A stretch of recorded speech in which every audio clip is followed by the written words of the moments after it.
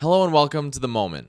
I'm Brad LaPlante, political reporter for WLNS, and each week I invite one of Michigan's most influential players in politics from Lansing and beyond to find out how they are shaping the current era we live in. This week, our conversation comes to us from Ann Arbor, where 2026 Senate candidate Abdul El-Sayed joined me after a trip to Michigan's Upper Peninsula. Abdul El-Sayed is a progressive. Bernie Sanders endorsed him in the 2018 election for Michigan's governor, a race he lost by 20 percentage points to Gretchen Whitmer. El-Sayed is a former public health official. He's a physician and a graduate of the University of Michigan. Next year's Senate race to replacing the retiring Gary Peters is interesting. El-Sayed is running against U.S. Representative Haley Stevens from Birmingham and State Senator Mallory McMorrow of Royal Oak. Stevens is a centrist Democrat with the backing of party elites. McMorrow is a bit further left, but differs from El-Sayed in some of his policies, such as healthcare, which is one of the first things we talked about. At the same time, El-Sayed acknowledges Michigan's rich manufacturing history, separating himself from McMorrow's discussions about niche trades such as beekeeping.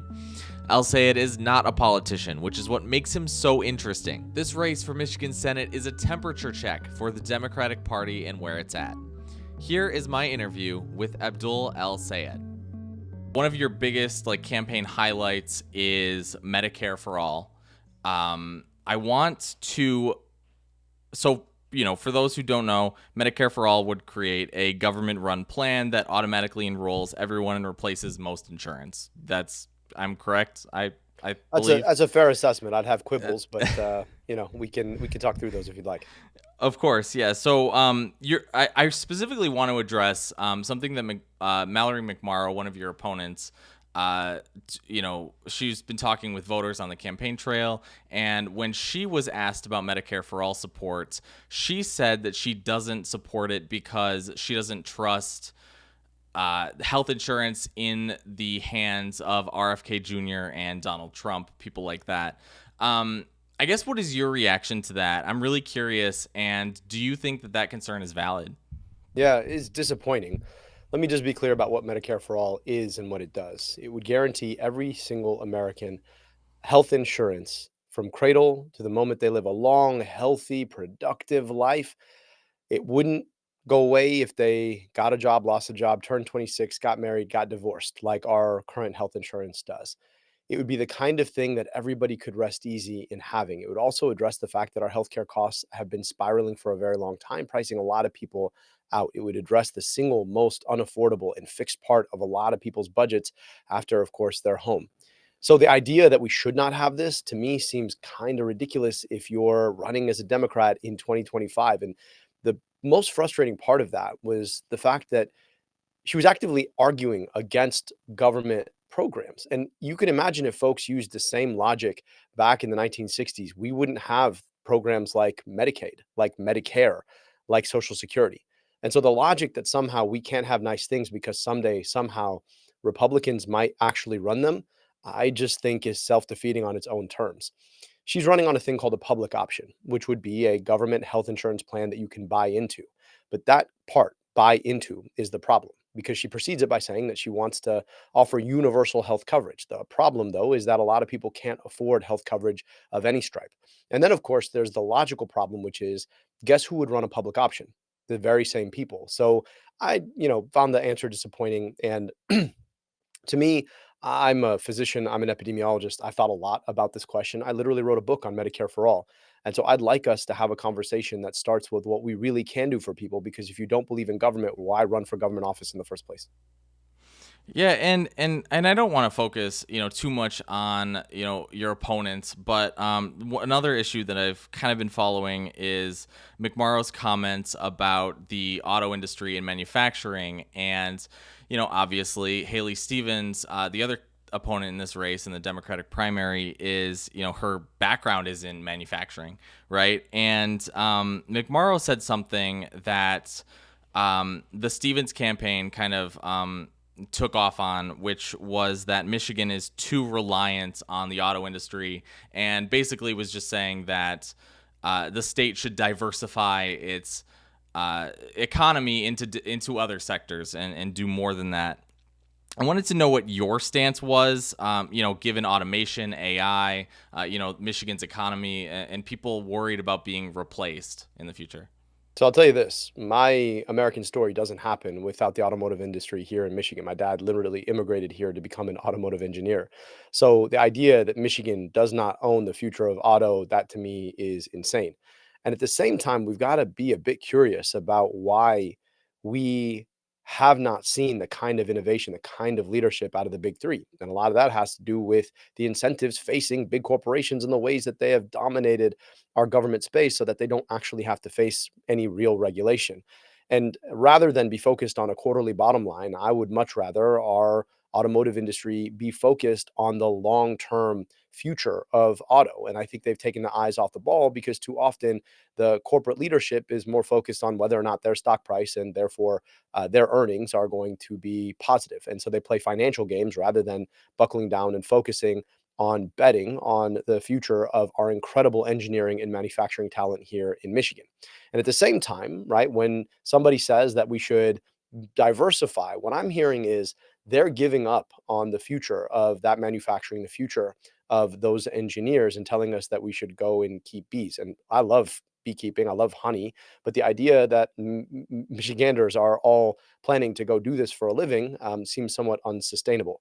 So to me, the question is really, what is your stance when it comes to empowering unions, when it comes to empowering the future of small business, and when it comes to standing up to corporations? I'm the only person in this race who's never touched a dime of corporate money. One of my opponents is still taking it today. The other one stopped taking it all but a couple months ago and has taken it in every election that they've won. And so what we want is somebody who's going to hold corporations accountable to ensure that they're focused on building the future of tomorrow's jobs and not giving up on the idea that AI is going to come and automate all of our jobs into forcing us to go and keep bees. So I just think that there's a way forward here, which is about empowering small businesses, empowering unions, addressing the misplaced incentives of corporations so that we can continue to lead the future of automotive, and also that we can empower small businesses to build and empower union workers to have great jobs moving forward. And I want to talk. I mean, your background is interesting, right? You are a physician, former public health official. Garland Gilchrist, who is right now the lieutenant governor running for the governorship, if that's a word. Once Gretchen Whitmer, her term ends, he said something interesting, and he is also a semi-political outsider, being, has an engineering background, and said something interesting that there are too many lawyers in Washington. And I want to know, what you think on that, think about that. Do you agree with that sentiment? Being kind of a political outsider. I'll just say this, there aren't enough physicians and not enough epidemiologists, not enough former health officials. And the choice for Michiganders in this race is about who we contribute to the US Senate. Obviously, any of us would be one out of 100. But ask yourself, what skill sets are missing there?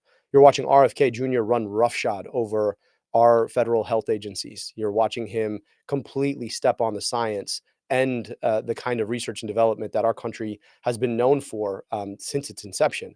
And the question we should ask ourselves is, what is missing, and how do we make sure we've got somebody who's going to go up there and be a fierce warrior for the public's health? I'm somebody who's been doing that in Detroit and then again in Wayne County, eliminating medical debt for upwards of 700 million people, putting glasses on kids' faces, putting Narcan, life-saving anti-overdose medication in up to 100 locations across our county. And ask yourself what I could do with a seat like that if I was willing to if Michiganders were willing to give me that opportunity. What could I do to stand up to the likes of RFK Jr. and Donald Trump? What could I do to guarantee people health care? What could I do to stand up for air and water and soil in our state? And so that really is the question I'm asking. So it's not to me whether or not there are too many of one thing. To me, it's whether there are not enough of another. And I think when it comes to folks who are physicians, who are epidemiologists, who understand the public's health, who have worked in local government, there aren't enough of those, and it shows. As far as you have worked right at Wayne County. What do you take from your experience as a public health official in Wayne County, and what would you do anything different if given the position again? To me, it's about where the rubber hits the road. Local government is that place where you are constantly answering to the people you serve. And I think that's a really important thing. I think too often when you look at our politics, it's obvious that career politicians are more interested in climbing up a greasy pole than they are in delivering basic public health services. I look at the work that I did in the county and I stand by it. I jumped into some really, really difficult circumstances, whether it was restructuring our juvenile detention facility or making sure that people didn't have to suffer under the scourge of medical debt, or making sure our kids had glasses or they could breathe easy because they had real-time information about the air they breathed. I think any public servant would always be able to look back at what they said and said, I could have done this better or that better.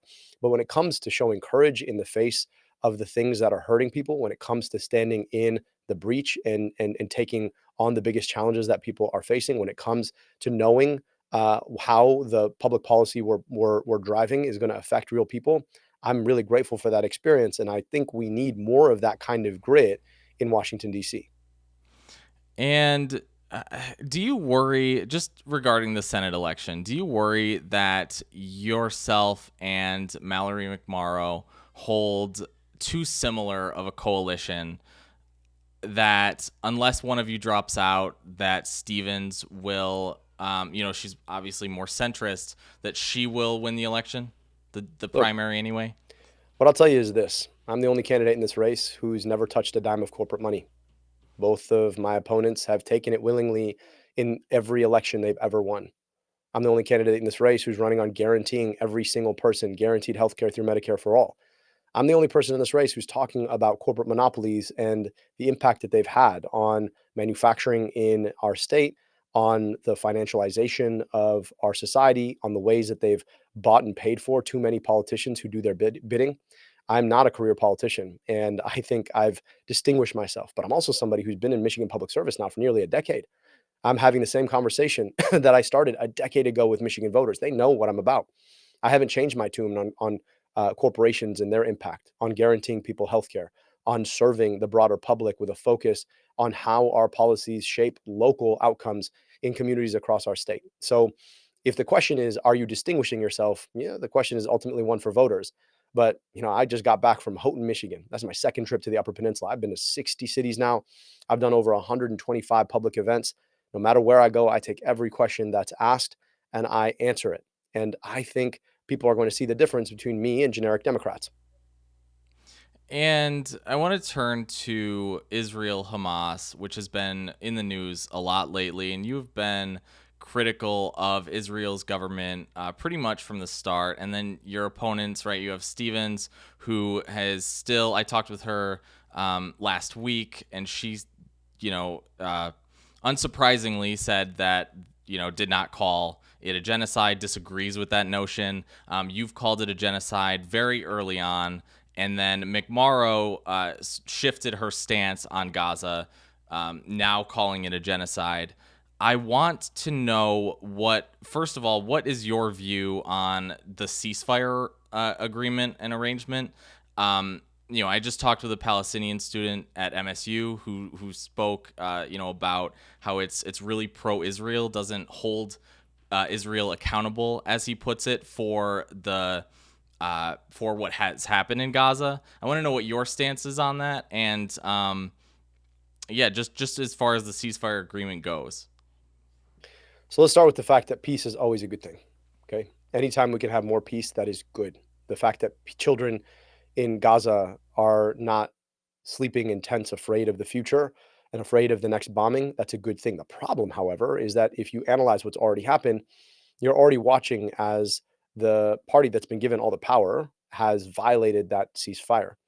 And that is because any real lasting peace beyond a ceasefire has to have a real plan for Palestinian self determination. And if it doesn't, then at some point, it's not actually peace because it doesn't sit on the foundations of justice. Any situation that doesn't hold a war criminal accountable for the genocide that he perpetrated in the case of Benjamin Netanyahu and so many of his enablers, that's not a plan to get to a lasting peace because it doesn't address the accountability that has to come for perpetrating a genocide on a people.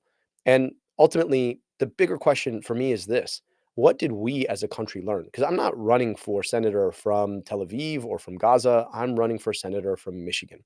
And here in Michigan, we've watched as 500 million of our specific tax dollars, but 22 billion of America's tax dollars have been sent abroad to subsidize a genocide rather than being invested here at home to build our kids' schools, to provide them health care, to make sure that they can eat in this Thanksgiving as we watch as SNAP and WIC benefits are about to come to a halt. So we're watching as our money isn't feeding our kids and our money was used to starve other people's kids. And that to me is just an abomination. And I was quick to call it out because guess what? I don't take special interest money that tries to shut me up. I don't take corporate money that tries to buy me off. And I'm much more focused on making sure that Michiganders are getting a good deal out of the tax dollars they pay than making sure that some other country has tanks. And to be clear, I don't think we should be subsidizing foreign militaries anywhere. Israel, but also Egypt, where my folks immigrated from, or Jordan, or Saudi Arabia, or Pakistan, because every day, when I think about the tax dollars that are leaving my paycheck, I'm not all that excited to buy another country a tank. I'm excited to make sure that my kids can breathe clean air, drink clean water, go to a good school, and get the healthcare that they need. And I think, I've been up and down the state, and the vast majority of Michiganders agree.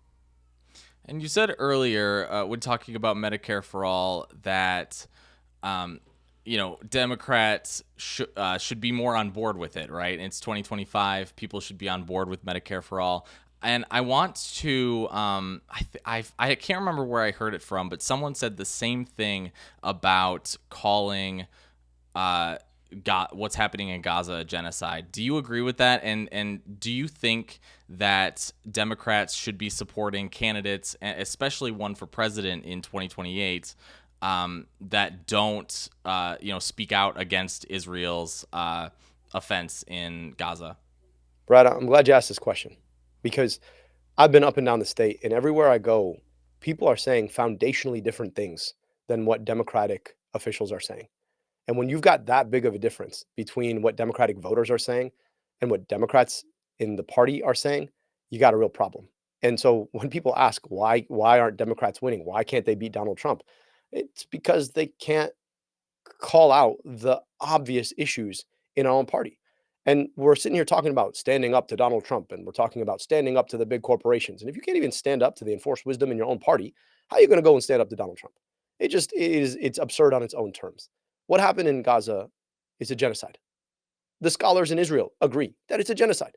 And the only reason somebody wouldn't say that is because they're afraid of special interest money coming into an election being funded by MAGA billionaires to dictate who wins a democratic election. That's a pretty insane thing. It's nuts. And the only reason you wouldn't call for Medicare for all is because there's pharma PAC money and health insurance PAC money and hospital PAC money that wants to make sure that they guarantee a payday for their CEOs at the cost of healthcare for everyone else. And everybody sees it. And when they see Democrats who are too weak-kneed to actually call out the obvious things in front of them, it just pisses people off. So in an era where Donald Trump is running roughshod over the Constitution, he's passing tax cuts for billionaires, destroying our healthcare, it should be a wild thing that the Democratic Party's approval rating remains lower than his. And that's because the only thing worse than like sheer evil is weakness in the face of it, cowardice in the face of it. And I'm just not trying to be weak or cowardly. So, to me, these are obvious things. They're not hard to say. I would encourage anyone who's running for office and actually wants to win an election, more importantly, wants to actually fix America, to say them. And then just one more thing on the Middle East. Because of your position, your support in Dearborn, I can imagine it's strong, being with Dearborn's Arab American population. And then there was an effort last year during the presidential primary where it was a primary, but Joe Biden was the incumbent. There was an uncommitted movement in Michigan because people were frustrated with Joe Biden. People were frustrated with mainly his response to the war in Gaza. The members of the Jewish community who might have criticized you for your stance. What do you think you're doing enough to gain their support, or what do you say to the people who think that you're focusing too much on what's happening in Gaza and not enough on Jewish Americans? I'm focused on Michiganders and all Americans because if you're Muslim American or Jewish American, your tax dollars should be spent to make sure that your kid has the food they need, has the school they deserve to go to, has the health care that they need. That's been my position all along. I have principles. I'm clear about them. I don't think we should be funding foreign militaries. That includes Israel, but it also includes Egypt. It also includes Jordan and Saudi Arabia and Pakistan, all of which are Muslim majority countries. I want our tax dollars to stay home. And I believe in the equal right to self-determination for all people. If people want to tell me I'm being inconsistent, point it out. Show me where I'm being inconsistent. But I believe in principles, and I'm running on my principles. And look, I have talked to folks from all walks of life. I've had so many great conversations with Jewish Michiganders who are supporting this campaign because they believe in my principles. This is not about one identity or another. This is about whether or not we're willing to have the courage of our convictions and to talk about principles in a clear way. I endorsed Kamala Harris despite disagreeing with her about her position on Gaza. I endorsed her because a election is about the future, not about the past. And I knew that when you look at this election, or you looked at the 2024 election from the eyes of a child in Detroit or the eyes of a child in Gaza, that Donald Trump would be worse. And I'm sad to say that people didn't quite listen. The Arab and Muslim community, they were so frustrated by Joe Biden's handling and Kamala Harris's handling of the situation in Gaza, and also the Harris campaign, whom I endorsed, did not want to listen about the risk of their positioning and their handling of this when it came to the 2024 election. I really wish that we'd be in a position a year ago that we are in now, where people were paying attention to the fact that kids were starving, kids were being killed by our tax dollars. I think we could have averted a catastrophe of this Trump presidency.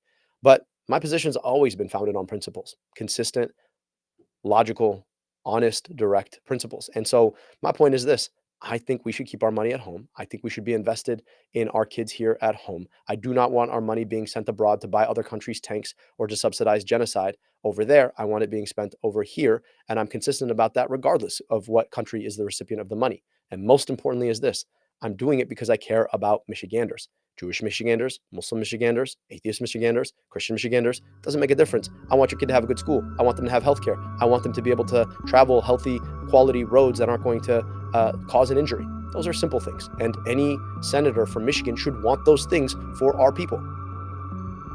That's it for this week's edition of The Moment. I'm Brad LaPlante, and thank you to Abdul El-Sayed for joining me this week, and thank you to everyone for listening.